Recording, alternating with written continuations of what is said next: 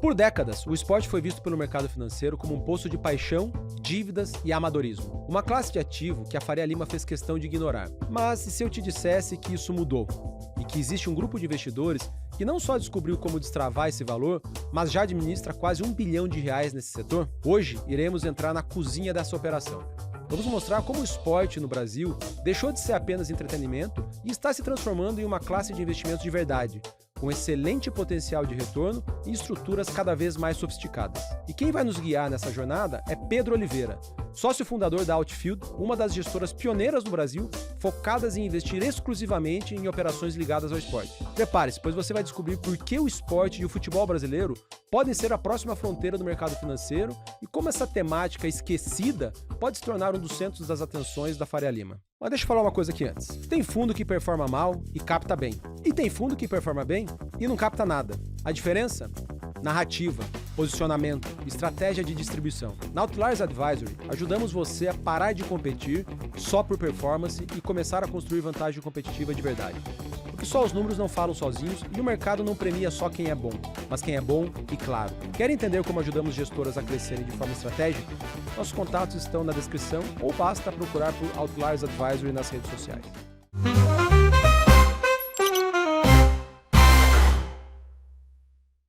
Bom dia, boa tarde ou boa noite. Bem-vindos a mais um episódio do Second Level Podcast.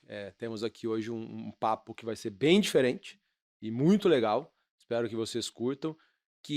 Nós vamos falar com uma empresa que começou como um Venture Capital ultra nichado, focado só em esportes, um ramo diferente para se investir.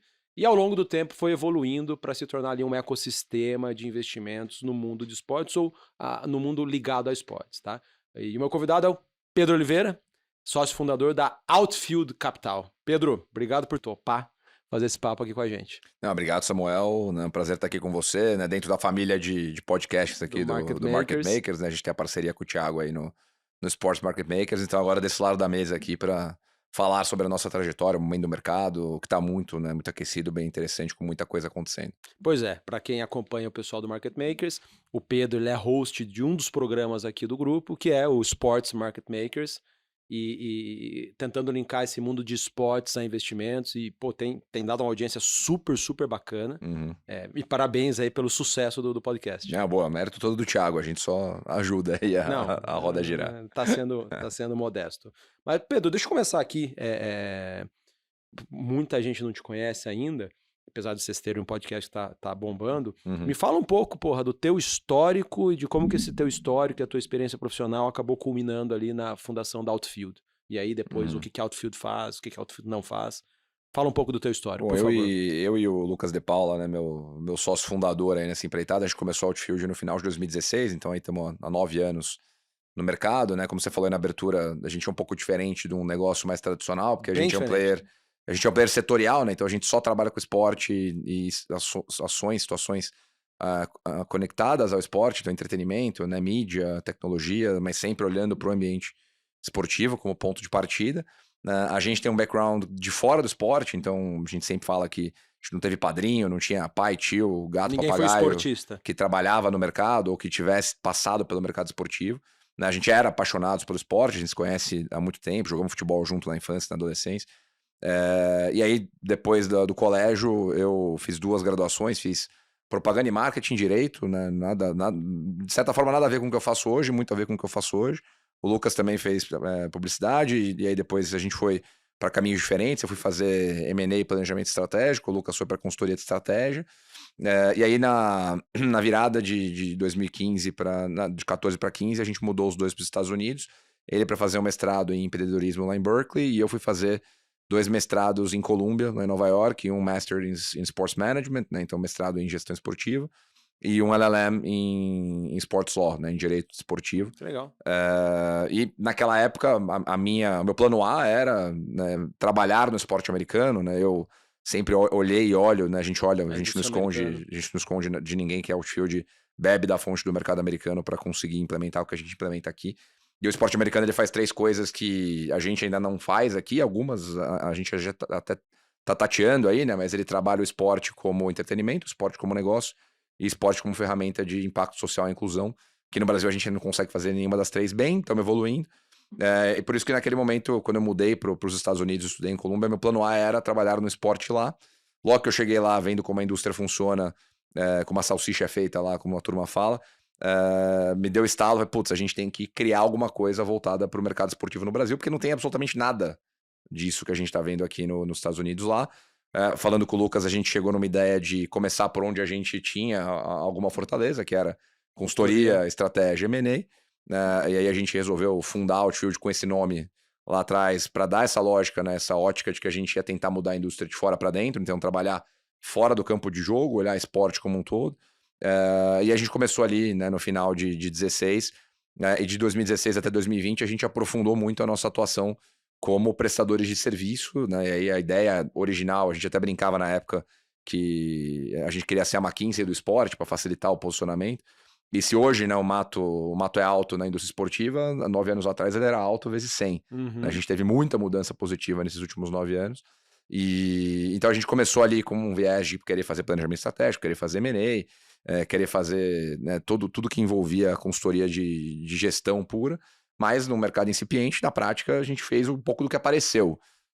Então esses primeiros 4 anos foram um grande laboratório para a gente, porque a gente aprendeu tanto trabalhando com clubes de futebol aí, desde um Flamengo, de um Figueirense, um Red Bull, que é cliente até hoje, o Red Bull Bragantino, confederações como a Confederação de Rugby, Confederação Brasileira de Desporto de Neve, negócio super fora da caixa. Trabalhamos muito com o mercado de esporte eletrônico, mercado de games, com players globais que estavam olhando esporte aqui no Brasil e na América Latina, exemplo da New Balance, da StubHub, que na época era a segunda maior etiqueteira do mundo, até essa semana anunciou que vai fazer um IPO em Nova York. Então, foi um laboratório muito grande, a gente fez um pouquinho de tudo, desde o que a gente tinha pensado até fazer a parte mais de implementação mesmo, gerir programa de sócio-torcedor, estratégia de pricing de bilheteria, captar patrocínio, ativar patrocínio. Então a gente tinha clientes que não estavam aqui fisicamente, como era a New Balance, como era a StubHub, como era o Wix também, que demandavam da gente fazer produção de conteúdo, produção de e-mail marketing, post, enfim.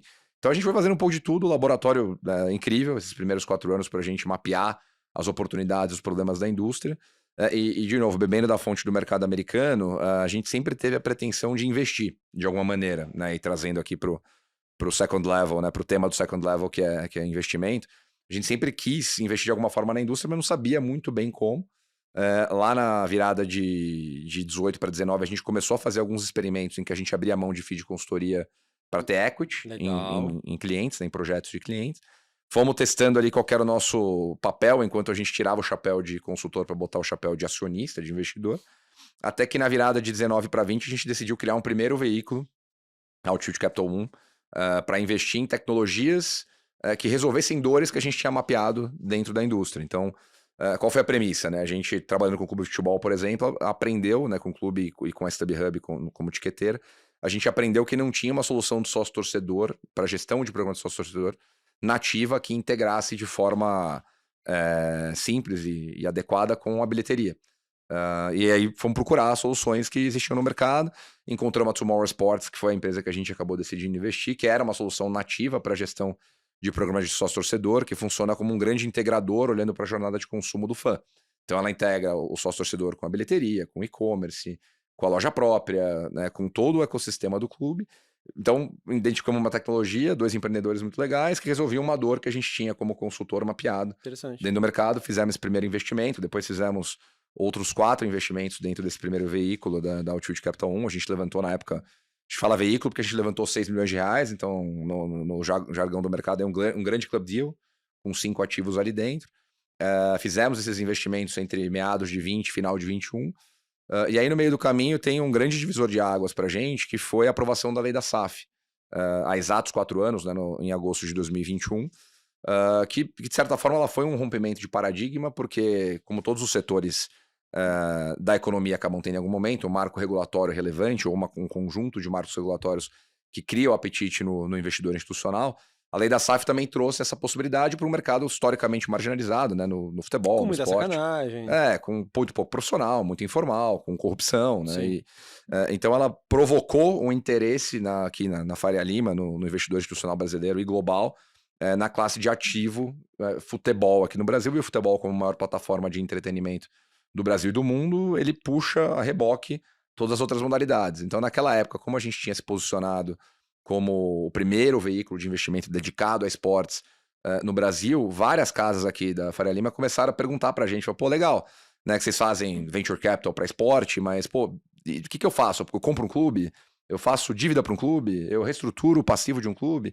Faço crédito estruturado? Eu monto um fundo de private equity para investir em esportes e tal? E no fim, né, muito do aprendizado que a gente teve e que a gente enxerga muito como nosso diferencial hoje são horas de voo. Né? Assim, a gente faz esse negócio há 9 anos, a gente respira esporte 24 horas por dia, 7 dias por semana, e felizmente naquele momento a gente conseguiu entender que para criar as teses de investimento, a gente já tinha muito do aprendizado dentro de casa, né, do trabalho que a gente fez, como eu brinquei aqui, do laboratório dos primeiros 4 anos, e aí a gente começou a tirar do papel várias ideias que a gente tinha, ainda sem virar gestor no primeiro momento, né, trabalhando como consultor especializado, levantando um segundo veículo, e aí na virada de 22 para 23, a gente de fato tomou a decisão de virar gestor, a gente trouxe um sócio do mercado financeiro, um cara que estava no Itaú BBA, né, o Felipe, para ajudar a gente nesse processo. Separamos as operações, então toda a operação de serviço que a gente tem até hoje, a gente opera como holding. Marketing. Isso, nosso braço de serviço ele está separado, então a gente como acionistas da holding hoje, da Altitude Holdings, a gente olha uma estrutura que é muito similar a um merchant bank. A gente tem um braço de serviços onde a gente faz M&A, né, tanto sell side quanto buy side, a gente faz DCM, a gente faz consultoria tradicional, porque a gente entende que, além de ser um bom negócio, claro, isso dá uma profundidade, um conhecimento técnico, essas horas de voo, para que a gente consiga criar soluções de capital dentro da gestora. Então, hoje as operações são separadas, tem, claro, uma interlocução grande entre as oportunidades que surgem de um lado ou de outro, mas na gestora, né, a gente acaba constituindo uma operação, de novo, 100% setorial, focada, né, no mercado esportivo. Hoje, a brincadeira que a gente faz é que são quase 2 gestoras dentro de uma, porque a gente tem um guarda-chuva de equities grande, a gente tem um guarda-chuva de crédito, né, grande também, que a gente foi maturando ao longo desses últimos 3 anos e com vários passos muito legais, né? A gente teve a felicidade, né, de trazer a Spectra como âncora da gestora nesse momento, bem nesse momento que a gente decidiu, pô, vamos virar gestora, viramos a chave, né? Conhecemos a Spectra e aí passamos pelo processo deles de análise, e aí eles ancoraram a gestora com os nossos primeiros 50 milhões.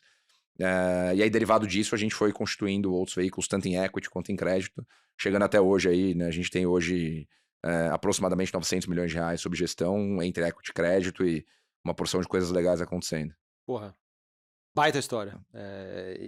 Eu já falei isso com você várias vezes.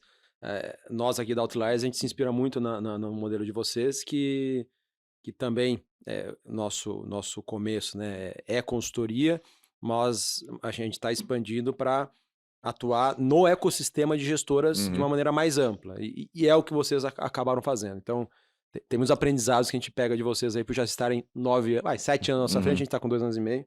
Mas, enfim, um dos investimentos recentes que vocês fizeram, que eu achei, pô, sensacional, não só eu, né? Acho que muita gente que acompanha vocês, foi um investimento no time de futebol francês, que é o Le Mans. E não só foi, assim, fora da caixa pelo fato de ser fora do Brasil, mas também chamou muito a atenção porque vocês conseguiram trazer investidores como o Felipe Massa, o Novak Djokovic. Eu não lembro quem mais que tem de famoso, mas teve mais gente. O Kevin Magnussen também, esse piloto da Fórmula 1. Pois é. O George Sangoulis, o fundador CEO da Oakberry. Pois é, assim, fora do Brasil, um time de futebol francês, a Liga Francesa é uma liga respeitada.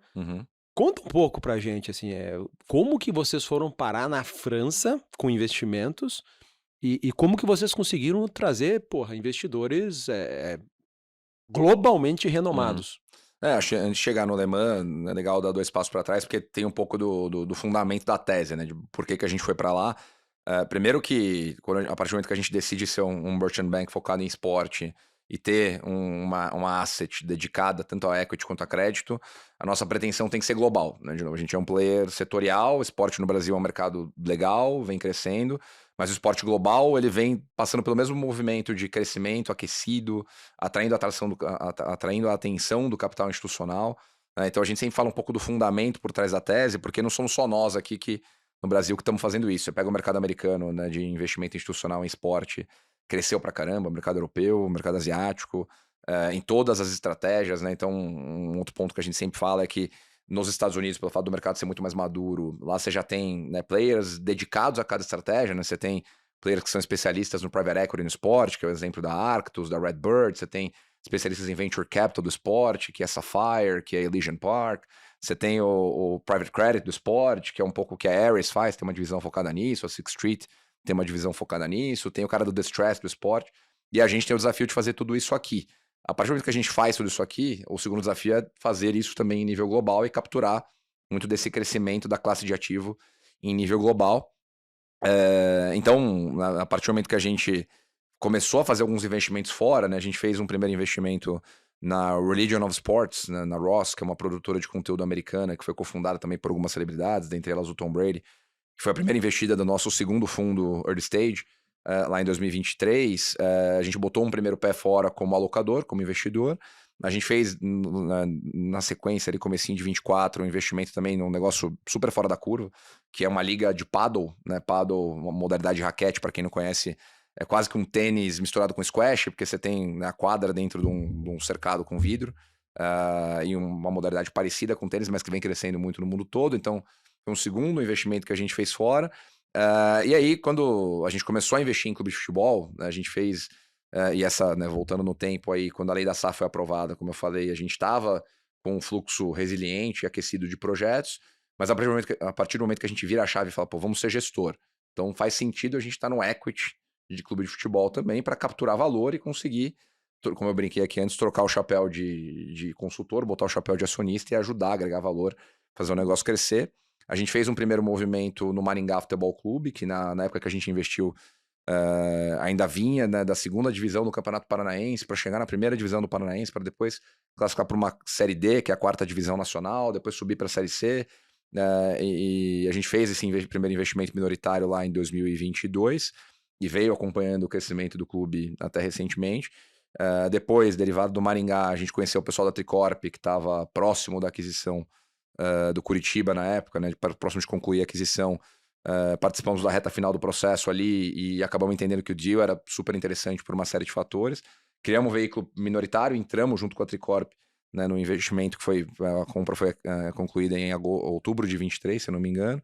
E aí a gente começou a pensar, né? Pô, qual que é o próximo passo? Quando eu falei aqui que a gente é duas gestoras dentro de uma, em equities a gente separa isso em dois blocos. O bloco, né, a macrotese de early stage, então a gente investe, como eu falei aqui, em tecnologias que resolvam problemas da indústria, tanto no Brasil quanto fora, usando esses dois exemplos que eu dei, quanto em macrotese de clube de futebol. Então, a partir do momento que a gente era minoritário do Maringá, era minoritário do Curitiba, qual era o próximo passo pra gente, né? A gente começou a se questionar, será que a gente tem que comprar clube fora? Será que, se for fora, para qual país a gente vai? E aí começamos a estudar muito o mercado português, inicialmente, porque é um mercado que... Em tese teria muitas similaridades com o Brasil? Tem muita conexão cultural, por razões óbvias. É um mercado que também trabalha muito a veia de venda de atleta, que é algo muito relevante aqui para a economia do futebol brasileiro, né? O Brasil hoje é o maior exportador de jogadores em larga escala do mundo, né? Muito na frente do segundo colocado, né? Se colocar em perspectiva os últimos 10 anos. Argentina. O Brasil, nos últimos 10 anos, exportou 20 mil atletas. 20 mil? Na média aí, né, a gente está falando de 1.500 a 2.000 atletas por ano que o Brasil exporta para fora. Os jogadores brasileiros hoje representam 15% de todo o tráfego de transação de atletas no mundo. Então a gente tem 15% de market share, né, no total de transferência de atleta, e a Argentina é a segunda, mas com metade da movimentação que a gente faz.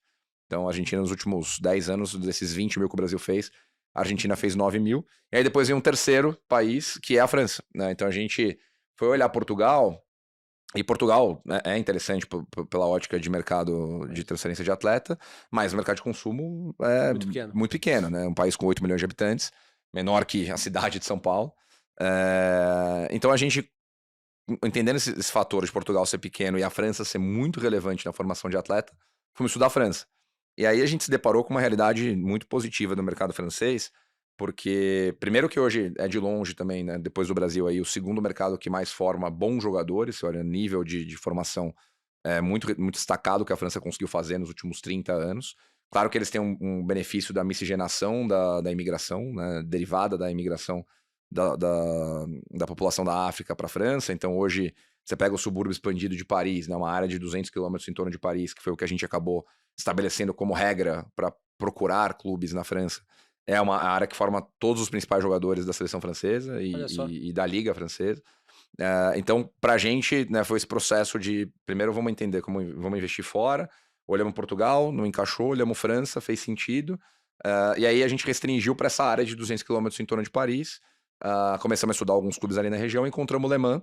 E aí o Le Mans tem uma série de características específicas que nos fizeram... O que é encontramos, entre aspas? Como é o que foi isso? A gente Vocês foram atrás. A gente foi atrás, né? Olhamos 7 clubes. Não é que apareceu pra vocês. Vocês A gente foi garimparam, proativamente atrás. mandaram lá um cold e-mail, cold call, pediram pra conversar. Isso, falamos com 7 clubes na França. A gente tá com um operating partner local, um cara que tem experiência no mercado francês, que ajudou muito nesse processo, então também tem que ser humilde, né, na hora de falar, putz, a gente não domina mercado aqui, a gente entende o Brasil, é bom o Brasil, Talvez nem fale francês. Né, não Fala é uma questão, francês, tem uma barreira do idioma, não falamos francês, a gente tem a Marina, nossa sócia, fala francês, né, que olha a nossa estratégia de equities lá dentro, então isso também facilitou um pouco o processo, mas a gente trouxe um advisor local para ajudar a gente, inclusive virou nosso sócio hoje, o operating partner do Le Mans, que tá lá no dia a dia do clube, na operação.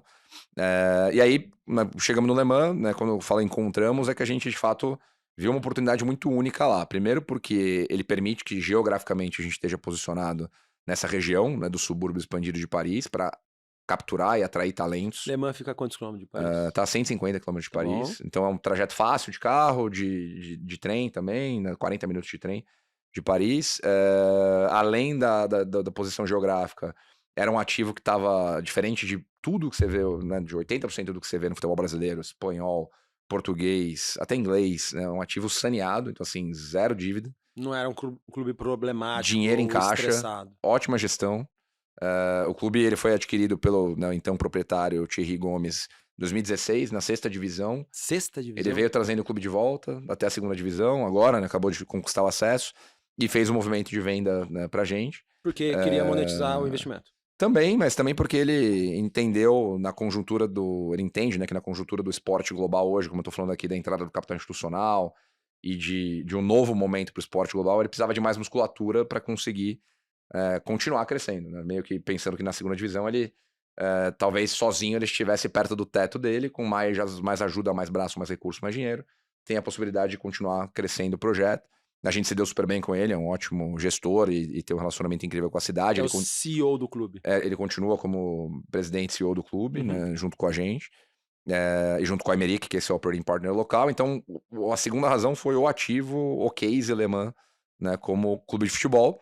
E a terceira variável, que foi a variável que conecta muito com os nomes que você colocou aí dos nossos investidores, é a variável de branding, né, de plataforma. Le Mans, para quem não conhece, tem a corrida das 24 horas de Le Mans, que completou 100 anos em 2023. 100 anos, que legal. E é ultra tradicional para quem é fã de automobilismo, para as montadoras que testam várias soluções, inovações lá nas provas. Tem um calendário de prova amplo pra caramba, então o que é mais conhecido são as 24 horas de Le Mans, mas o calendário ele vai de abril a outubro. Eles têm lá em Le Mans a MotoGP, tem uma etapa lá, Fórmula 1 já correu lá no passado, então tem uma série de eventos, a cidade respira automobilismo.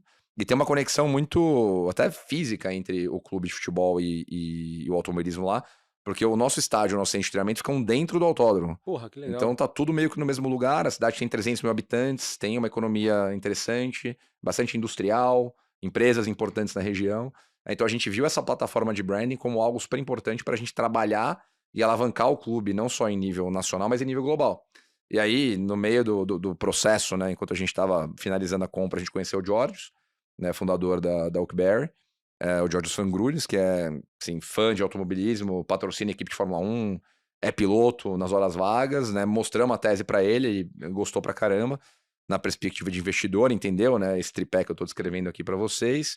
E falou, cara, tem algumas pessoas da minha rede de relacionamento aqui que eu acho que vão gostar pra caramba também, vão entrar, vão agregar e vão ajudar a gente a construir essa história, sobretudo na perspectiva de branding. E aí, né, se juntaram a nós aí, felizmente, o Felipe Massa, o Kevin Magnussen, que juntos têm 25 temporadas na Fórmula 1, né? 15 do Felipe e 10 do Kevin. Então, autoridades no assunto automobilismo. E o Djokovic, que veio como a cerejinha do bolo aí.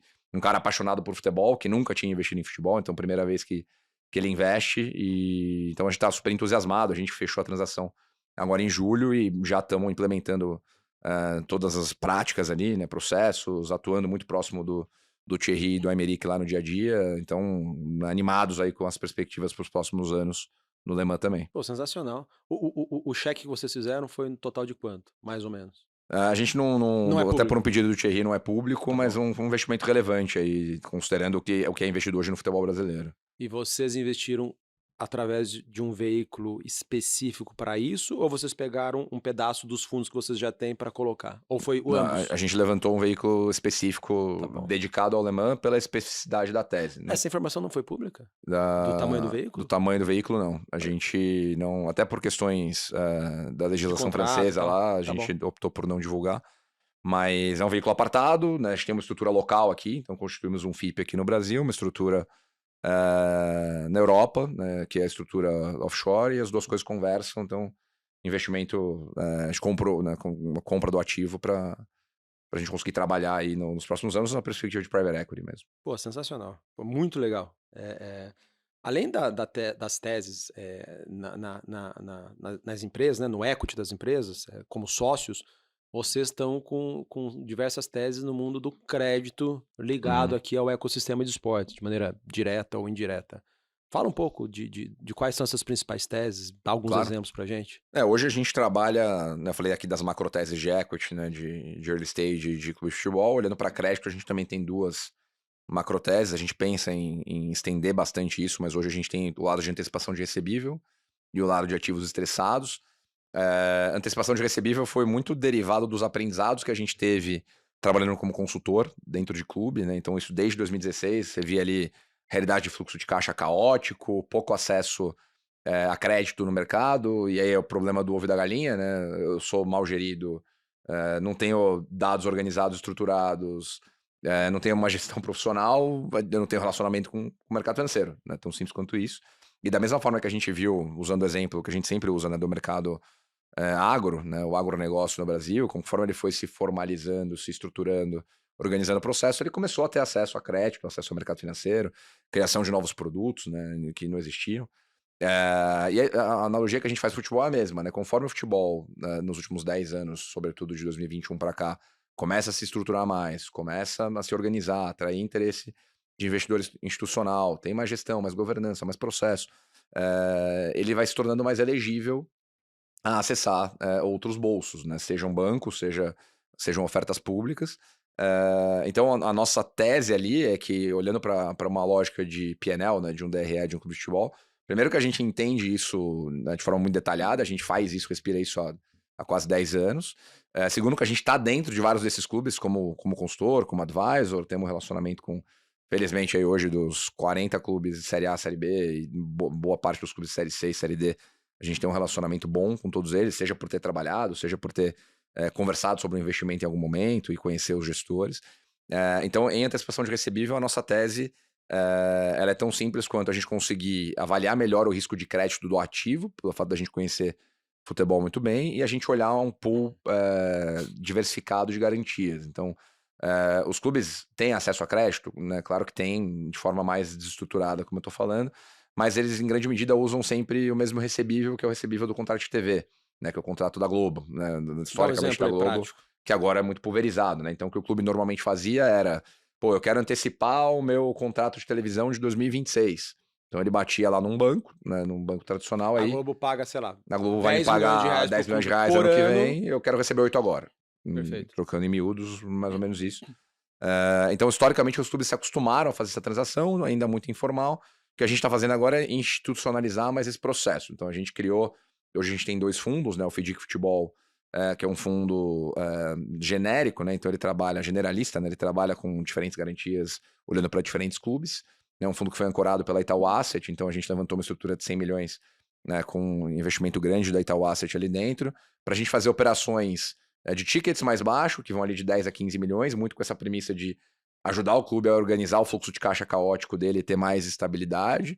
A gente com uma análise de crédito mais qualificada, mais ágil, conseguindo precificar melhor os ativos e olhando para todas as garantias. Então, diferente do que acontecia tradicionalmente, a gente não olha só TV, a gente olha o patrocínio, a gente olha a bilheteria, a gente olha o sócio-torcedor, a gente olha a venda de camisa, a gente olha a venda de atleta no mercado nacional, Legal. que é algo que até pouco tempo atrás não acontecia, a gente olha a venda de atleta para o mercado internacional. Então a gente acaba compondo um blend de garantias, usando todos esses recebíveis para fazer as operações para clubes, operações de crédito nesse cheque, né, de 10 a 15 milhões de reais. às vezes até um pouco menor que isso. E a gente tem uma outra estrutura, né, o FDIC São Paulo, que foi um fundo, né, que a gente teve um processo grande aí, junto com o pessoal da Galápagos, que trabalha com a gente nos produtos de crédito. A gente ficou 1 ano e meio, junto com a gestão do presidente Júlio Casares lá no São Paulo, estruturando isso como parte do processo de reestruturação financeira do clube em sentido mais amplo. E o FDIC São Paulo, ele na prática é um fundo, né, de direitos creditórios, 100% dedicado exclusivamente ao São Paulo, para que o São Paulo consiga refinanciar os passivos onerosos dele. Então, o que a gente fez ali é que o diagnóstico era que o São Paulo tinha passivos, né, na média 23%, 24% ao ano, com durations muito curtas, de 6 a 9 meses, que criavam um processo de necessidade contínua de você renegociar contrato, né? Ficava ali sempre trocando, rolando. Então a premissa do FDIC é, primeiro, né, alongar o fluxo de endividamento, baratear isso, então oferecer uma economia para o clube em termos de taxa, né, de despesa financeira, gastar menos com juro, conforme você gasta menos com juros, sobra um pouco mais de dinheiro em caixa e você vai resolvendo o principal. Então a gente, né, fez o fundo, ele tem um capital, um patrimônio líquido total ali de 400 milhões, 240 milhões de cota sênior que a gente distribuiu no mercado, e aí tanto o FDIC Futebol quanto o FDIC São Paulo são bem legais desse nosso trabalho para exemplificar esse nosso trabalho de missionário, como a gente fala, de estar muito tempo pregando aqui para o investidor institucional, para a Faria Lima, que a classe de ativo está se formalizando, está melhorando, e a gente é super legal a gente ter hoje, né, não só a Spectra, mas a Itaú Asset e vários outros alocadores do mercado de crédito que estão investindo com a gente, que são investidores dos dois fundos, né, então entraram em um, viram valor, agora estão investindo em outro. Né, então, entre FDIC Futebol com 100 milhões e o FDIC São Paulo com 400 milhões, a gente tem aí 500 milhões em antecipação de recebível.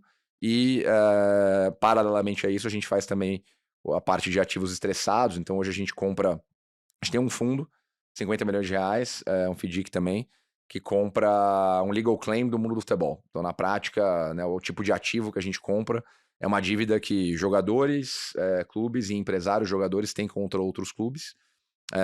É uma tese, né, específico dentro do específico, como normalmente eu falo, porque em 2017, tanto a FIFA quanto a CBF criaram um organismo jurídico específico, que são as câmaras arbitrais, para dar celeridade e mais qualificação, né, jurídica na análise das causas, para organizar um pouco o processo. Então, né, na prática, o que a CBF falou é, dado que ninguém paga ninguém, pelo menos o que eu consigo organizar um pouco melhor, que é o microambiente do futebol, eu vou jogar dentro dessa câmara arbitral, agilizo os processos, melhoro a qualidade do julgamento da causa.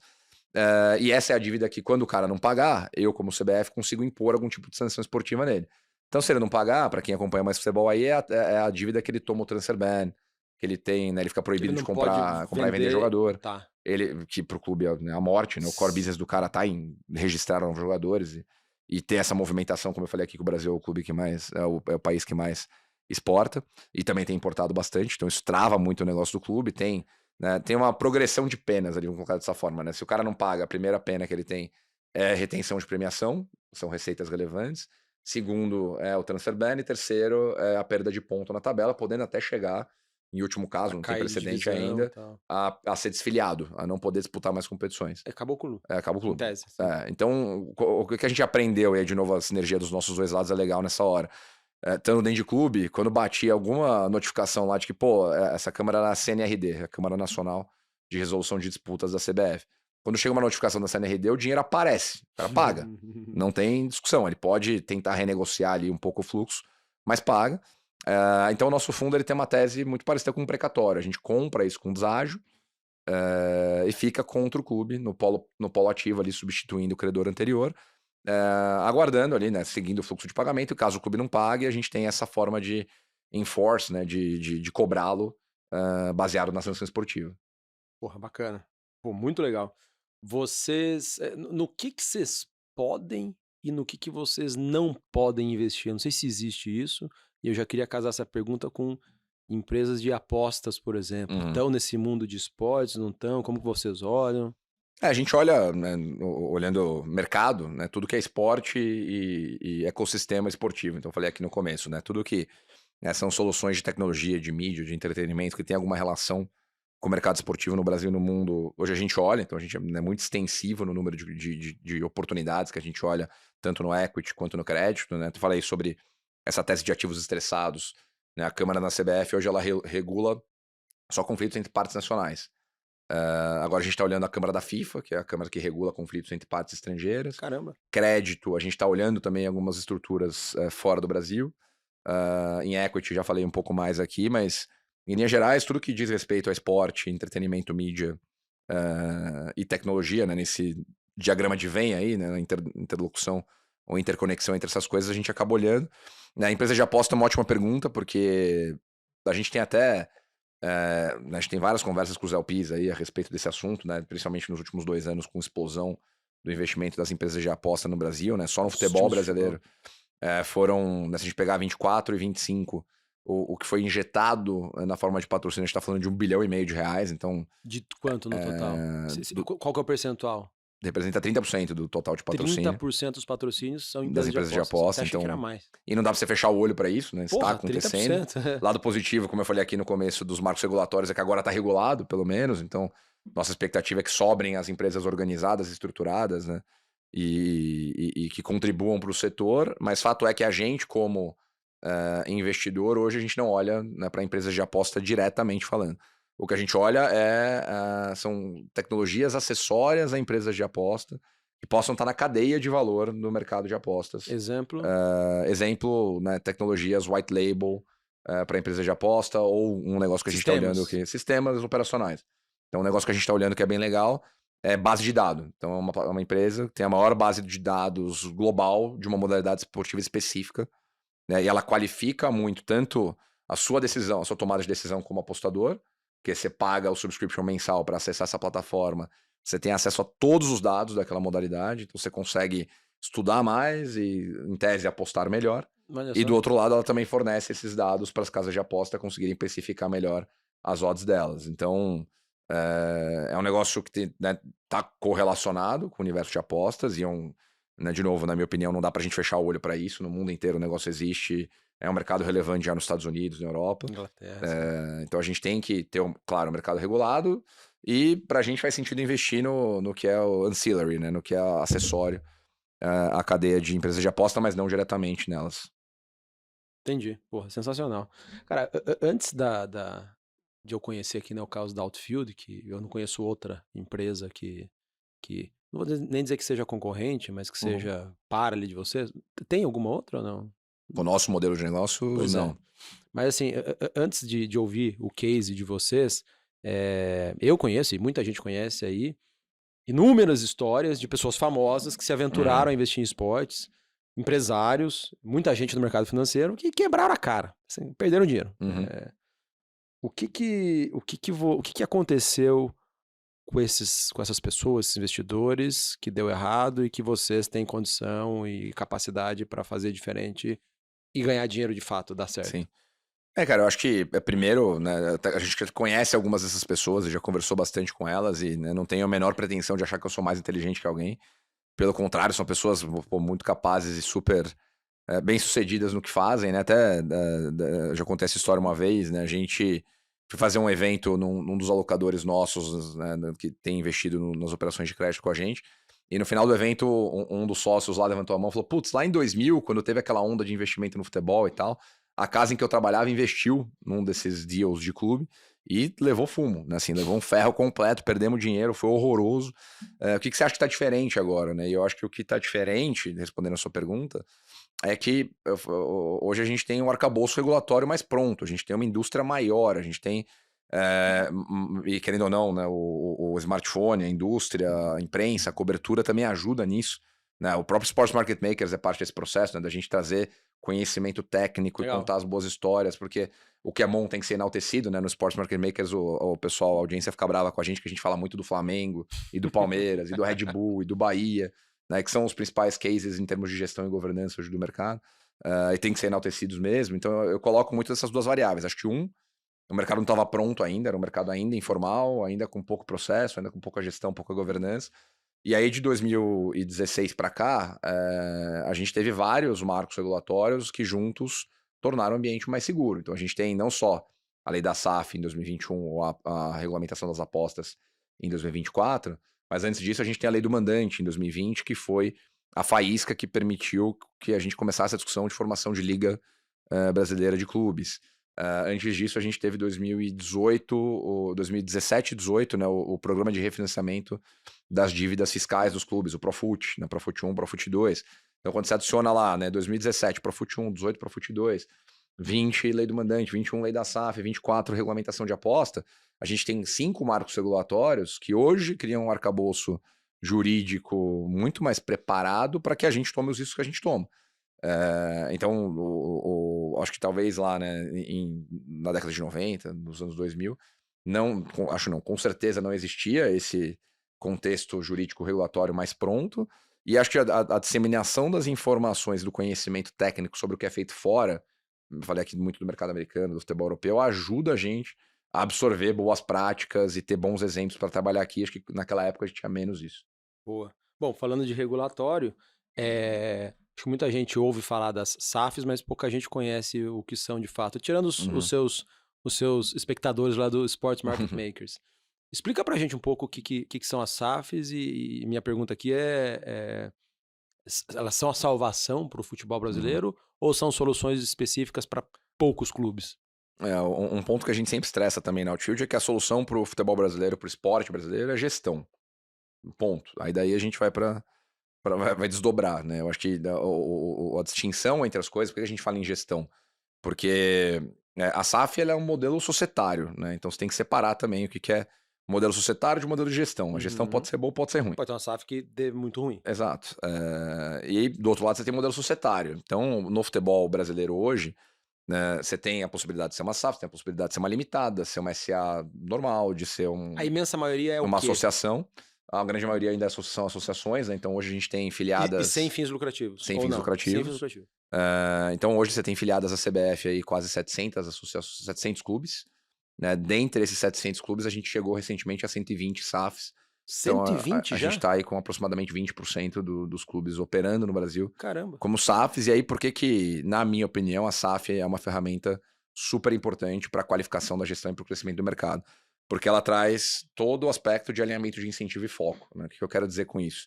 Quando você fala de uma associação sem fins lucrativos, que é o que historicamente a gente viu no mercado brasileiro de futebol e esporte, um incentivo, sobretudo no futebol, é ganhar. Não é você construir valor a longo prazo, seja para o acionista, seja para o torcedor. É ganhar o próximo campeonato. É ganhar o próximo campeonato para deixar seu nome na história. E aí você troca o futuro pelo presente, gasto tudo hoje. O que acontece em dezembro? Tem uma eleição, o Pedro sai, entra o Samuel. E fica com Samuel pega a bomba relógio na mão. E aí ele continua trocando o futuro pelo presente. O que aconteceu foi que isso foi feito ao longo de 80, 90 anos. Bola de neve. A bola de neve aumentou, a gente chegou na situação falimentar que o futebol brasileiro tinha há 10 anos atrás, que ocasionou todos esses marcos regulatórios que eu acabei de comentar aqui. Então eu vejo na SAF uma ferramenta muito importante para o processo de transformação pelo qual o futebol brasileiro está passando e carregando o esporte brasileiro junto, porque ele traz esse elemento de alinhamento de incentivo e foco. Então, quando a gente erra alguma coisa nos clubes em que a gente investe, dói no nosso bolso, né? Dói no bolso do gestor, que está alinhado no incentivo, está alinhado no stock option, está alinhado no variável. Então, a gente fala muito de gestão por isso. E aí a gente vai ter as variações, a gente vai ter as SAFs bem geridas, as SAFs mal geridas, da mesma forma que a gente tem as associações bem geridas, eu acabei de falar do Flamengo e do Palmeiras aqui, e tem as associações mal geridas, não vou ficar dando exemplo aqui, senão a gente não sai daqui até a hora de acabar a gravação. Mas, então acho que assim, a SAF ela é muito importante para o processo que a gente está vivendo agora. Dentro desse contexto, como é que funciona o processo? Você fala, putz, eu quero constituir a SAF de qualquer clube, vamos usar o exemplo do Bahia, acabei de falar do Bahia. Né? Como são feitos os movimentos hoje? A associação cria uma empresa nova, né, uma sociedade anônima do futebol, uma SAF, faz a transferência dos ativos de futebol para essa SAF, e o acionista, o novo acionista, seja controlador ou não, ele investe, né? No caso do Bahia, o City Football Group, ele investe, ele adquire ações dessa nova casca, né, dessa empresa separada. Então você tem exemplos de clubes aí, né, pegar o Botafogo, o Vasco, clubes que têm um âmbito social grande, ele separa as operações, né? Então o Botafogo, o esporte olímpico do Botafogo não está dentro da SAF, a SAF é só futebol. O Vasco, qualquer outra modalidade que o Vasco tem lá, ela está separada, a SAF é só futebol. Então você consegue separar bem as coisas, e aí tem toda uma discussão jurídica, né? Porque como os clubes têm um endividamento alto, de como o endividamento funciona nessa hora, né? Se o novo acionista ele assume esse endividamento total ou não, né? Como é que se isso fica na associação, se isso vai para a SAF, se tem uma recuperação jurídica, não tem. Aí a gente entra um pouco nas questões técnicas, mas isso já tá bem pacificado aí por todas as transações que aconteceram nos últimos 4 anos. Boa. Mas não necessariamente é a salvação pro futebol Não, brasileiro. isso de forma. A salvação é gestão, né? Tá bom. Assim como você já viu na sua carreira, eu já vi, né, em outros mercados como que não o futebol, que não o esporte, empresas mal geridas dão errado. E aqui a lógica é a mesma. Perfeito. Tem clubes que são. Tipo, vamos lá, eu vou dar nome aos bois aqui, tá? Corinthians. Tem um grande amigo que eu admiro pra caramba, que é o Pedro Silveira, que Uhum. foi CFO do Corinthians, foi do mercado financeiro, muito bem sucedido. Hoje se dedica integralmente a um grupo grande Uhum. do ramo de alimentos, que é o A-Life. E foi CFO do Corinthians por um tempo, saiu por motivos pessoais, mas enfim, eu lembro que em um dos almoços que a gente teve, a gente falou um pouco do Corinthians e ele relatava lá das dificuldades, ele não dava muito detalhe porque não podia, mas enfim. Uma das perguntas que eu fiz para ele na época era de SAF no Corinthians ou não. Eu não vou falar aqui do detalhe, mas ele falou que, cara, era muito difícil. Aí perguntando para você, Uhum. é possível, por exemplo, um Corinthians ser, entre aspas, salvo por uma SAF ou não? E por que não? Eu acho que, né, até voltando na sua pergunta anterior, a SAF não pode ser vista como salvação. Acho que você tem que ter rupturas que causem uma melhoria na gestão e caso essa gestão mais qualificada entenda que tem que trazer um novo investidor, isso pode fazer sentido. Eu acho que é uma solução que pode funcionar para todo mundo. Se a gente olhar o esporte global de novo, né, usando os benchmarks, no futebol europeu, exceto a Alemanha, que tem uma regra bem específica que não permite acionistas controladores que não sejam as associações, todos os países têm donos, né, proprietários dentro dos clubes. Então, se o futebol europeu é de longe o principal futebol do mundo, né, a primeira liga é a Premier League, a segunda é a Liga Espanhola, a La Liga, a terceira é a Bundesliga alemã, a quarta é a Liga Francesa, a quinta é a Liga Italiana, e o Brasil é o sexto, né? Se os 5 caras que estão na frente têm majoritariamente proprietários, e dentro desses proprietários a gente já está chegando em 40% de investidor institucional, né, de dinheiro de private equity. Olha só. Nas grandes ligas, tem uma receita a ser seguida. Não estou falando que é a regra, de novo. Você tem na Espanha, Real Madrid e Barcelona, né, potências destacadas no mundo inteiro que são associações. Mas você tem vários, abaixo do Real Madrid e Barcelona, você tem vários clubes que são, né, de propriedade privada. A mesma coisa na Inglaterra, a mesma coisa na França, a mesma coisa na Itália. Então, eu acredito muito que, assim, invariavelmente, quem não se transformar do ponto de vista de gestão, e por isso que o projeto do São Paulo com a gente é super importante, porque o São Paulo está tentando se reestruturar financeiramente sem recorrer à SAF, né, no curto, médio prazo, pelo menos. Pode ser que no futuro algo aconteça, não dá para dizer. Mas ele está tentando implementar a gestão, governança, né, por meio de uma ferramenta diferente, acessando o mercado de capitais por meio de crédito, etc. Mas eu vejo no futuro, se hoje a gente está com uma penetração de 20% no total de clubes do Brasil, como SAFs, a gente vai chegar à metade em aqui até 5 anos. Mas o Corinthians especificamente, você tem opinião? Eu tenho uma opinião por conhecer muito o modus operandi de clubes Perfeito. como Corinthians, como São Os Paulo, grandes, como Flamengo, Palmeiras, principalmente esses 4, que é muito difícil que eles cheguem até esse ponto, porque... E aí tem diferenças, né? Talvez os torcedores fiquem mais chateados comigo, mas esses 4 têm muita massa crítica, né? Assim, você tá falando de empresas que têm mais de 15 milhões de consumidores ávidos, ou torcedores ávidos, que tem um valor muito grande. Que é mais o consumidor, né? É porque isso. entra o fanatismo de muitos ali. Que era o que eu ia falar agora. Você tem a beleza do futebol como produto no Brasil e em outros países, é o engajamento. Você tem uma relação, ela tem 2 fatores, usando o jargão de investimento aqui, 2 fatores fundamentais, né? Ela tem um lifetime value altíssimo. As pessoas não trocam de clube. E ela tem uma recorrência altíssima. Então, no fim, o que isso quer dizer? Se eu sou torcedor do Palmeiras, do São Paulo, do Corinthians ou do Flamengo, primeiro que a minha relação é monogâmica. Então não é igual eu comprar desodorante da Unilever ou da Procter. Eu vou comprar sempre Corinthians, vou comprar sempre São Paulo. Não vou mudar no meio do caminho. Então isso já faz com que o lifetime value seja incrível. 2, é recorrente. Então eu não vou, né? Eu vou continuar comprando aquilo na quarta, no domingo, vou consumir o ingresso, vou consumir um para o sócio torcedor, vou comprar uma camisa, vou na loja, vou comprar no e-commerce. Então tem um valor muito grande aí, que é o que o Flamengo e o Palmeiras conseguiram fazer nos últimos 10 anos. Né? Eles começaram um processo de reestruturação financeira lá em 2013, e a partir do momento que eles conseguem praticamente zerar o endividamento e não ter um carrego alto de despesa financeira, né? Despesa alta com juros, sobra dinheiro para investir em futebol. E aí qual que é a beleza desses 4 clubes que tem muito mais massa crítica que os outros? É que na hora que o esportivo funciona, a roda acelera muito. O que a gente fala é o ciclo virtuoso do futebol. Porque quanto eu mais ganho, mais engajado tá o meu torcedor, melhor essa relação monogâmica, maior é o lifetime value, mais valorizada tá a minha marca, melhor eu capto patrocínio, melhor eu rentabilizo a relação com o meu consumidor, com o meu torcedor, mais dinheiro eu vou ter, e como eu não tenho um acionista, né, pensando no retorno financeiro disso, eu vou voltar para investir no campo. Que é o que, né, muito se fala aí sobre a espanholização do futebol brasileiro, com Flamengo e Palmeiras ocupando o que seria o papel de Real Madrid e Barcelona, ganhando tudo e sendo muito mais relevantes, que é o que tem acontecido desde então. E aí o São Paulo e o Corinthians, eles têm a mesma capacidade de conseguir replicar o que Palmeiras e Flamengo fizeram. O ponto é, no caso do Corinthians, isso tá chegando perto de um ponto de inflexão grave, né? Você tá falando de um clube que teve ano passado o faturamento de 1,1 bi de real, e a dívida tá batendo 3 bi de real. Caramba. Só ano passado foram, momento Sports Market Makers aqui agora, né? Só ano passado foram quase 400 milhões em juros. Caramba. Então você tá numa proporção aí, né, sem entrar em geração de caixa, uma proporção de quase 40% da receita Só pra pagar juros. só para pagar juros.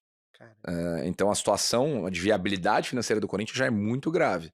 São Paulo ainda tá um pouco melhor, tá um pouco antes dessa curva. O São Paulo tá quase 1 para 1 de receita para dívida, né? Faturou 800 ano passado para uma dívida de 900.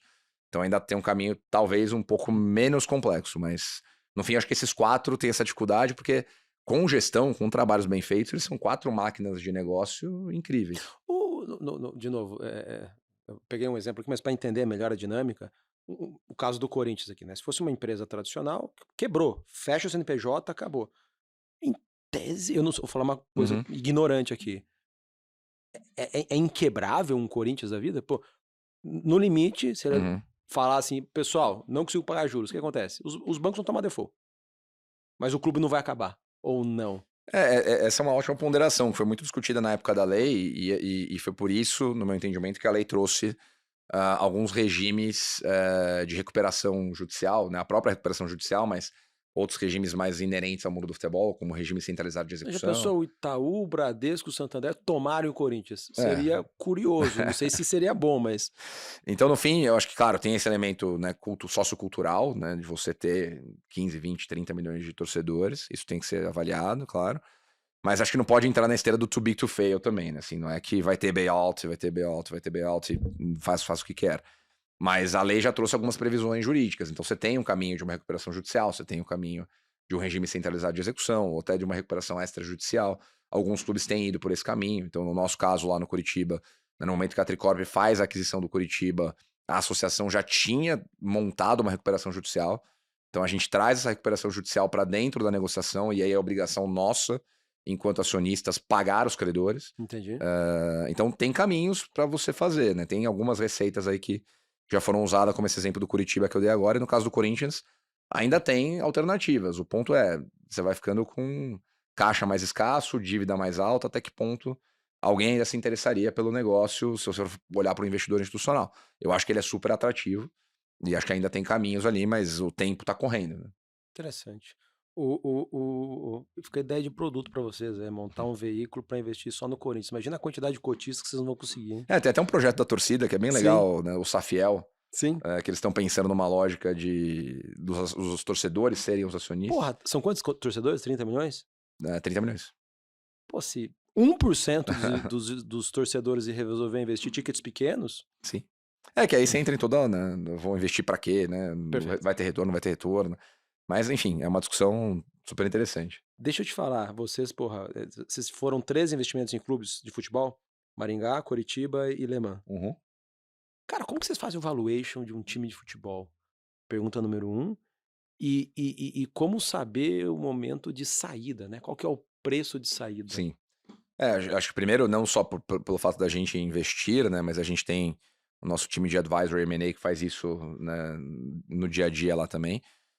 A gente sempre olha 3 métricas ali, né? Então a gente faz o DCF, né? Tradicionalmente tem que fazer, e eu pessoalmente acho que é a melhor ferramenta que a gente tem, e já explico por quê. A gente faz uma avaliação por múltiplos. Do fluxo de caixa É descontado. isso, o fluxo de caixa descontado, né? Que é a mais tradicional. A gente faz uma avaliação por múltiplos para comparar, sobretudo no mercado local, mas também olhando para exemplos de mercado Múltiplo de global. lucro. múltiplo de receita, né? De Porque receita. dificilmente a gente tem lucro, né? Na história das associações sem fins lucrativos, Caramba. etc. Uhum. Então, se a gente pegar um múltiplo EBITDA ou um múltiplo de lucro Não líquido, fecha. ele não existe.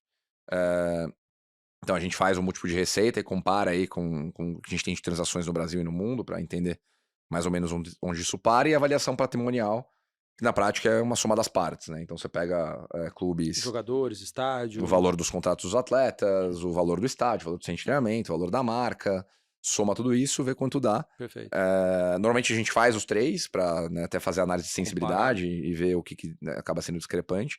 Mas pensando no fluxo de caixa descontado, eu entendo que ele é a melhor ferramenta que a gente tem, porque muito se fala assim, quando a gente faz um fluxo de caixa descontado, aí o pushback ou do vendedor ou do comprador é assim, pô, mas e venda de jogador? Tá considerado aí dentro? Porque o jogador pode valer 100 milhões de euros se eu conseguir vender ele, e aí não tá no valuation. Assim, não. Se eu conseguir vender, né? Acho que tirando a parte condicional do se vender ou não, eu na cadeira, aí falando na cadeira de investidor agora, se vou olhar um investimento, um ativo, assim, legal, você tá me falando que a venda de jogador tem que estar considerada, mas isso deveria estar no seu P&L. Quando eu olho o seu DRE nos últimos 10 anos, se você vende bem jogador, todo ano tem lá na sua receita entrando 10, 20, 30, 40 milhões de venda de jogador.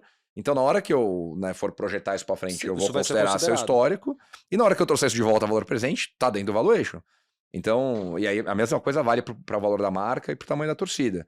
Então, eu tenho 40 milhões de torcedores, mas eu rentabilizo isso zero, não tem valor financeiro para o investidor. Claro que tem o valor, né, o upside que você pode capturar disso, e todo o trabalho que você pode fazer a partir de uma transação.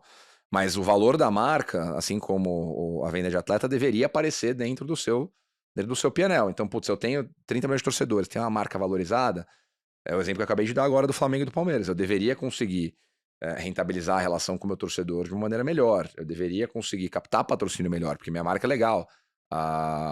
Os anunciantes vão querer pagar para se associar a mim. Então, tudo isso deveria estar demonstrado dentro, né, da parte de cima de um P&L. Então, né, por isso que eu acho que o fluxo de caixa descontado continua sendo a melhor ferramenta. E aí você pode até, eventualmente, atribuir um prêmio, né? Falar assim, putz, se você é um clube que vende bem jogador e eu posso ter um upside incrível se eu fizer um trabalho ótimo de base aqui, pode botar uns gatilhos de performance para frente, alguma coisa nesse sentido, mas para efeito de valuation, eu acho que o fluxo de caixa não mente. Matemática financeira raiz, É. básica. Boa. O investidor de ações, né, como muitos dos que a gente conhece, ele vai comprar lá Itaú, sei lá, Vale, Petrobras, empresas às vezes menores, que ele até pode ter algum tipo de participação no conselho de administração, de maneira um pouco Uhum. mais ativista, mas, porra, isso vai ser feito ali majoritariamente, essencialmente, em horário comercial. Segunda a sexta, entre 8 e 6, entre 8 e 7 da noite. Vocês estão num ramo, num subsegmento, né? Esportes, que não tem isso, horário Uhum. comercial. É sábado, domingo, é feriado, é 10 da noite. O que provavelmente deve afetar bastante a rotina de vocês, né? Seja na consultoria, seja na gestora. Me conta um pouco de quão insano pode ser, insano e fora da caixinha, né? Pode ser um dia de vocês, dá alguns Uhum. exemplos aí de, sei lá, você ter que trabalhar domingo, 10 da noite, assistir competição. Me conta um pouco como que é a rotina Sim. e os dias mais malucos que vocês já tiveram. Tem até algumas brincadeiras, assim, na Outfield, a gente, segunda-feira, brinca, né? Fala assim, pô, qual foi o nosso aproveitamento no fim de semana? Porque não só tem os nossos investimentos, claro, né? Sobretudo, nesse momento, né? A gente tem gastado e colocado muita energia no Curitiba, né? Por uma série de razões. Mas, né, tem também os clientes com quem a gente trabalha, né? O Red Bull Bragantino, que é cliente há muito tempo. Tem os clubes com quem a gente faz as operações de crédito também, que, né, a gente acaba tendo uma relação próxima por uma série de razões, desde o São Paulo, que a gente tem o fundo tem a relação de governança com o clube ali, com algumas métricas que a gente estabeleceu, até outros clubes com quem a gente fez operações menores, e é importante para os clubes performar, para a gente também, né, maximizar o retorno do investidor e ter a possibilidade de continuar trabalhando com eles como um parceiro de negócio. Então, a gente brinca que, né, de quinta a domingo tem bastante jogo com interesse empreendedor ali em jogo para a gente assistir. Que é um pouco a beleza do que a gente faz também, né? Não é só o 9 to 5 aí, das 9 às 5, Porra, quem dera. olhando o mercado, né? Você tem um lado um pouco mais lúdico ali, né? A vitória influencia muito, a derrota influencia Que muito. coisa. Né? No futebol, na operação de futebol, o pessoal que trabalha em departamento de futebol fala muito isso, né? Você trabalhar numa semana pós-vitória é um clima. Você trabalhar na semana pós-derrota é outro clima. Caramba. Então é um pouco a beleza do que a gente olha na perspectiva de investir, mas na prática, a gente, né, falando da dinâmica e de rotina, acaba não mudando tanto porque a gente não está, de fato, na operação de futebol. Né? A gente tem esse lado de acompanhar de perto os clientes e as investidas, e acontecem situações em que a gente é mais demandado de fim de semana, isso é normal. Mas acho que, né, um exemplo insano, eu estava até brincando com você antes de começar a gravar aqui, o que acontece às vezes cara, como acontece em outros mercados, né? Deu uma emergência aqui, vem para cá amanhã, precisa da sua ajuda até ficar aqui até resolver o problema e fica 3 dias lá, né? Então a última que aconteceu dessa, eu até tive que dar o cano no Salomão aqui pra gente gravar numa sexta-feira. Tive que viajar na quinta à noite pra ficar De última hora. de última hora pra resolver um negócio na quinta, na sexta e desculpa, foi na quinta, né? Tive que resolver um negócio na sexta, no sábado e no domingo, porque na segunda tinha que tá Resolvido. pronto. Então a dinâmica usual do nosso setor aí. Em termos de, né, exemplos também, e acho que isso acontece em outras indústrias, na natureza do negócio de crédito é a urgência com que esse negócio tem que acontecer, né? Então, muito do nosso desafio operacional nos fundos de crédito hoje é ter uma esteira bem alinhada para que a gente não tenha problemas. Que eu quero dizer, o clube precisa de 5 milhões para amanhã, então a gente vai entregar os 5 milhões para amanhã. Vamos chamar o comitê de crédito, vamos aprovar, vamos cumprir com todos os ritos que a gente tem que cumprir, avisar o administrador e fazer com que o dinheiro chegue na conta do clube no tempo que ele precisa. Boa, boa. Uma característica importante dos investimentos alternativos, que é o caso de vocês, Uhum. principalmente o Venture Capital ou Private Equity, que a maturação do investimento, ela demora às vezes 5, às vezes 8, às vezes 10, 12 anos. Vocês já tiveram cases em que vocês conseguiram desinvestir, retornar o capital para os investidores, ou ainda não? Não A deu gente tem tempo? hoje. Não, a gente tem, né, em grande medida, ainda não maturamos nesse ponto, né? Os primeiros investimentos de equity que a gente fez foram lá no final de 2020, então a gente está aí numa janela No de meio 5 do anos, caminho. no meio do caminho. Mas a gente tem alguns exemplos legais, assim, a gente fez um investimento numa empresa de mídia focada em futebol, né, que chamava Nosso Futebol, agora depois da nossa saída, depois da venda, ela mudou de nome, mas foi um movimento rápido, assim, uma tese super interessante, bem fora da caixa, né, o empreendedor lá olhou para uma lógica de direitos de futebol, direitos de transmissão de futebol fragmentados, putz, no Brasil hoje a dinâmica de competição ela está muito focada em Globo e grandes players, comprando os flagships, né? Comprando Campeonato Brasileiro da Série A, Série B, Libertadores, Copa Sul-Americana, Copa do Brasil. Esses caras vão concentrar o poder de fogo ali em cima. O que isso vai criar? Vai criar uma dinâmica de direitos menores, com menos poder de barganha com o comprador. Porque se o comprador mais endinheirado, né, com mais poder de fogo, tá ali nos principais ativos, esse cara não vai vir para os outros ativos. Então a tese dele foi, cara, eu vou empacotar tudo que é menor.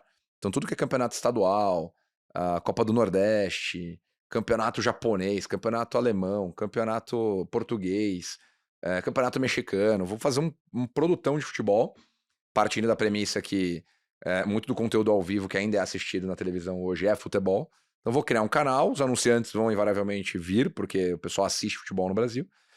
Então, ele comprou vários desses direitos, a Série C do Brasileirão, a Série D, vários estaduais, até alguns maiores, né, como o caso do Paulistão, campeonatos do Nordeste, no Centro-Oeste e tal, montou esse bundle gigante de futebol, o canal chamava Nosso Futebol, né, exatamente por isso, e aí em 2 anos conseguiu fazer o negócio crescer rápido e fizemos um evento de saída agora, e então em quase 2 anos aí a gente fez 4 vezes capital, então foi um retorno legal, né, pro fundo.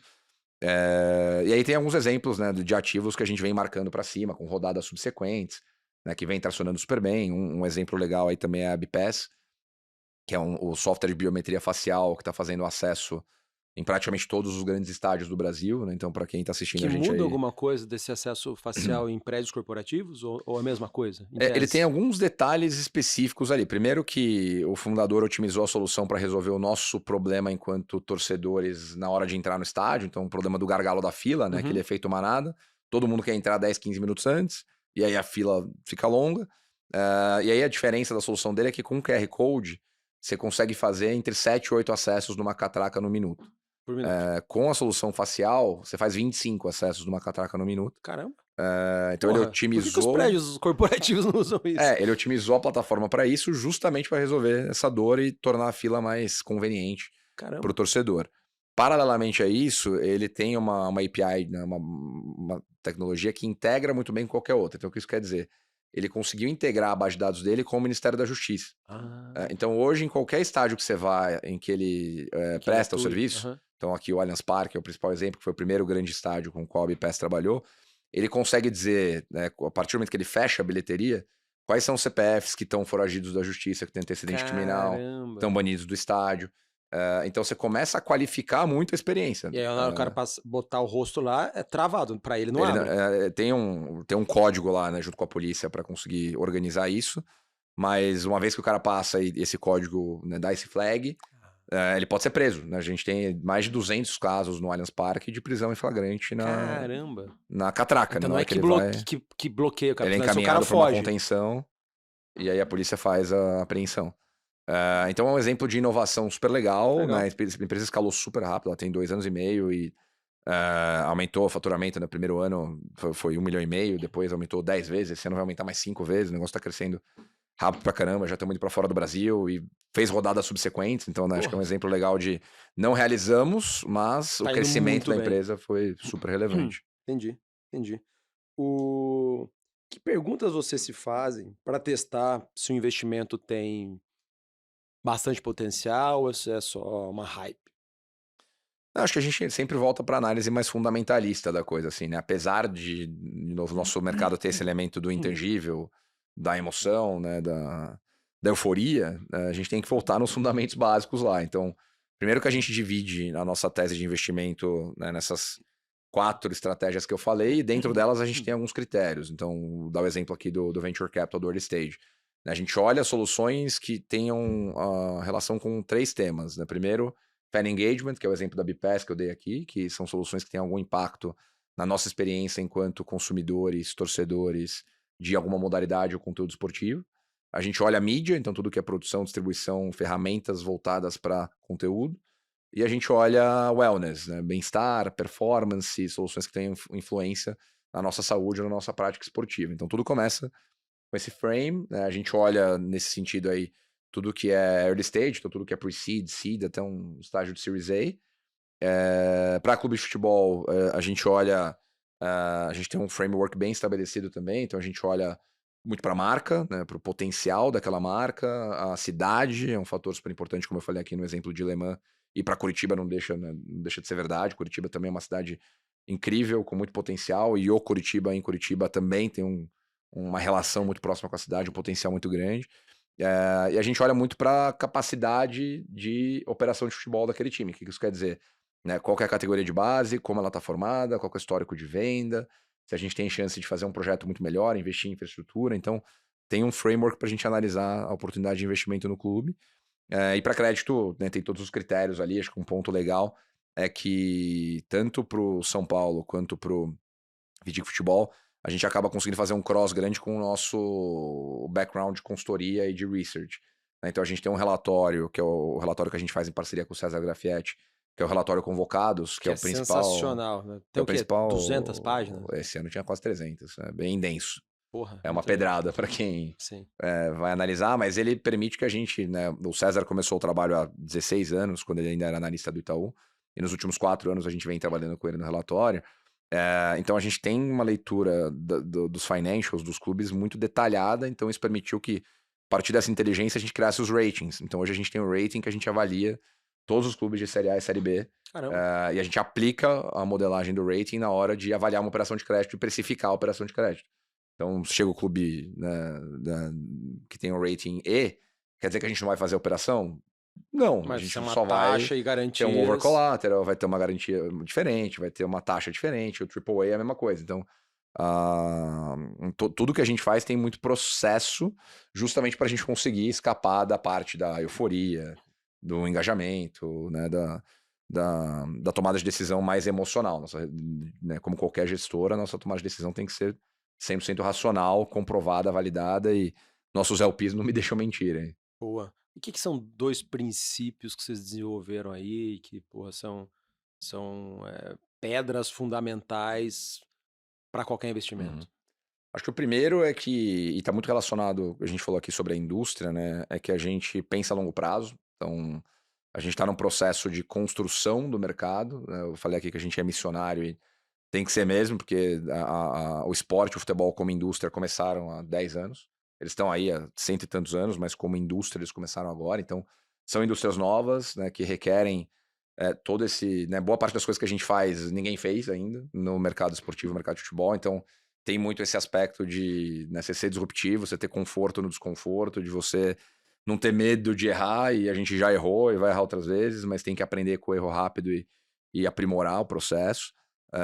Então, o nosso desafio é qualificar a indústria e contribuir, né, ser uma ferramenta relevante nesse processo de crescimento e transformação da indústria. Então, no fim, acho que o primeiro é isso, né, pensar a longo prazo e entender como os nossos processos vão afetar o todo. E o segundo, relacionado ao primeiro, né, que como a gente tem esse desafio na Outfield, agora falando como cofundador lá, né, de não só construir a Outfield, mas ajudar a construir e crescer a indústria, um dos nossos mantras lá é que o problema é sempre nosso. Então, Legal. assim, o cara bateu na nossa porta, cara, preciso de dinheiro para amanhã, o problema é nosso. Vamos trabalhar como se a gente precisasse do dinheiro para amanhã.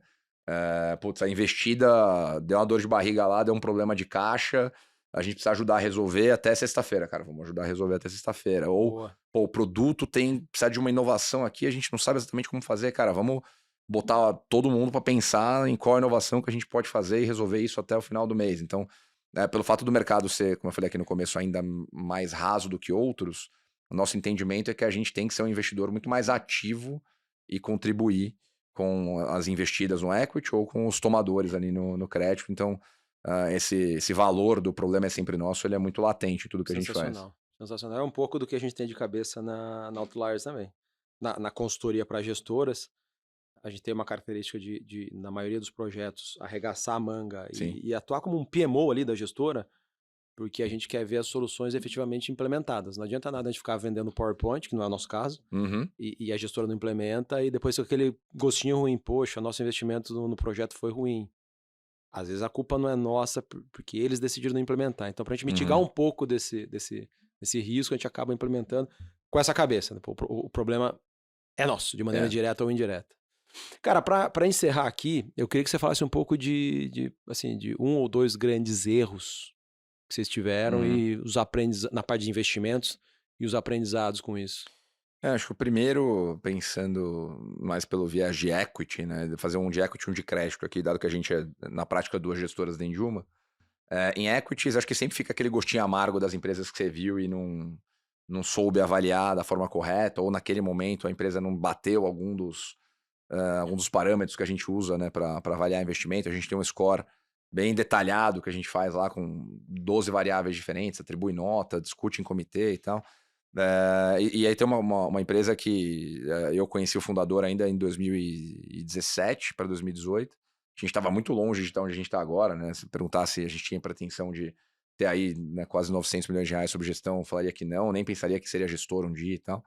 Mas naquela época a gente estava nesse exercício, né? Vamos trocar a consultoria por equity, vamos começar a entender qual que é o processo. E aí foi uma empresa que eu acabei. Na época a gente, né, conheceu o fundador, ou, né, conheceu a empresa e não evoluímos No na investimento. análise, né, e consequentemente no investimento, mas depois, até por né, afinidade, acabei ficando amigo do fundador e a gente acaba trocando muita ideia sobre o mercado.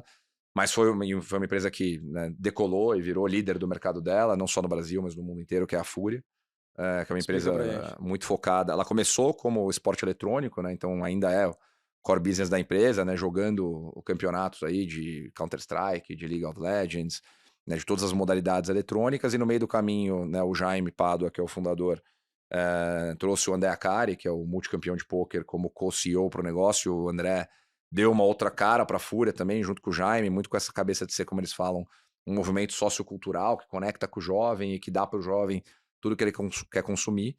E hoje a Fúria é uma líder de mercado, né, no mercado de games e esportes eletrônicos aí, é uma das principais empresas brasileiras, né, é a principal empresa brasileira de esporte eletrônico, uma das principais empresas do mercado em nível global, uma top 10 Caramba. aí, vencedora. não só esportivamente, mas em âmbito de negócios também. Fez as rodadas dela depois, captou.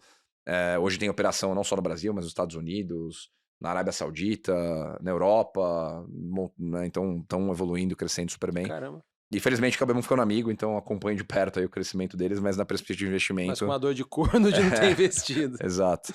E aí em crédito, acho que o principal aprendizado, eu falei aqui, né, da gente ser muito diligente. Mas qual o aprendizado daí? Porque faz parte, né? Não, mas acho que talvez nem sempre se ater 100% aos parâmetros. Entendeu? Tem eu não gosto muito de falar no investidor ter uma arte no lado de investimento, que eu acho que sempre você tem que ser pragmático e seguir respeitar processo, que é como o Charlie Munger fala, né? Só de não errar, você já está muito na frente de todo mundo, né? Mitigue os erros. E para mitigar erros, você tem que respeitar processo, mas acho que tem um lado também de você saber avaliar a pessoa, a visão, até onde ela quer chegar e, sobretudo, como você se alinha com ela, né? Assim, nesse caso, o Jaime é um cara que eu gosto muito e tinha uma visão lá atrás, que é a visão que ele está implementando, né? 8 anos depois aí, dá para ver que ele implementou. Então, hoje, até falo muito com a Marina, né? Que é a nossa sócia que trabalha muito comigo nessa análise lá, que além de todos os economics, os parâmetros que a gente olha, a gente tem que conseguir ler a pessoa, ser um pouco terapeuta nessa hora também, né, do investimento em equity. Então acho que o aprendizado é esse, né? Nem sempre nos ater 100% aos parâmetros, tentar encontrar alguma forma, por mais subjetiva que seja, de conseguir nos alinhar com a visão do empreendedor do outro lado. E aí, para crédito, né, eu falei aqui sobre a gente ter criado um processo hoje que é muito organizado, redondo, diligente, mas o primeiro aprendizado, a gente nem era gestor ainda e acabou marcando muito, e eu sou bem chato com a turma lá no time hoje, né, quando surgem situações como essa.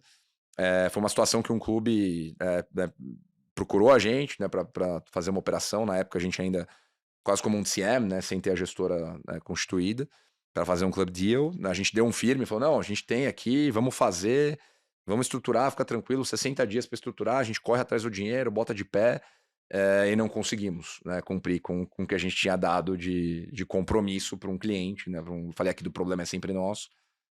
Então foi um negócio, né, faz 4 anos, 3 anos e meio que isso aconteceu, mas marcou, assim, até para depois virando gestor, né, você vira a chave e fala, cara, agora... De passar um óleo de peroba na cara. Somos gestores, né, a gente me precisa... comprometi, mas não consegui. Então, virando gestor, a chave vira e fala assim, cara, agora a gente tem que focar em processo, em organização, primeiro em análise, depois em processo de execução, mas para isso nunca mais acontecer. Então, sempre que a gente vai né, dar o firme ou, né, trabalhar em qualquer operação, a gente faz 3 exercícios ali, cara, tamo tranquilo, o dinheiro tá em caixa, né, a gente consegue trabalhar no prazo que o cara quer, voltando no exemplo do problema é sempre nosso, porque às vezes o cara quer para daqui 5 dias e não dá, e temos que falar que não dá, não adianta falar que dá e depois virar um mês, porque aí a gente tá desalinhando a expectativa de novo. Então foi um exemplo de algo que aconteceu lá atrás que ajudou a moldar vários dos processos que a gente tem hoje. Boa. Cara, muito obrigado pelo Obrigado papo. a você, cara. Pô, é sensacional quando a gente conversa com pessoas que manjam tanto do assunto ao qual se propõe explorar. Vocês são um exemplo. Já te falei isso algumas vezes, pô, a Outliers se inspira em vocês por terem começado em consultoria e se tornado uma plataforma de serviços. olhar nicho, né, especificamente. E olhar nicho. E, porra, obrigado. Não, eu que agradeço, cara. Um prazer estar aqui com você e à disposição para fazermos outras no futuro aí. Fechado. Te receber lá no Sports Market Makers para falar de Um dia a gente encaixa alguma pauta. É. Show de bola. Boa. Pessoal, Obrigadão. obrigado pela audiência e nos vemos na próxima.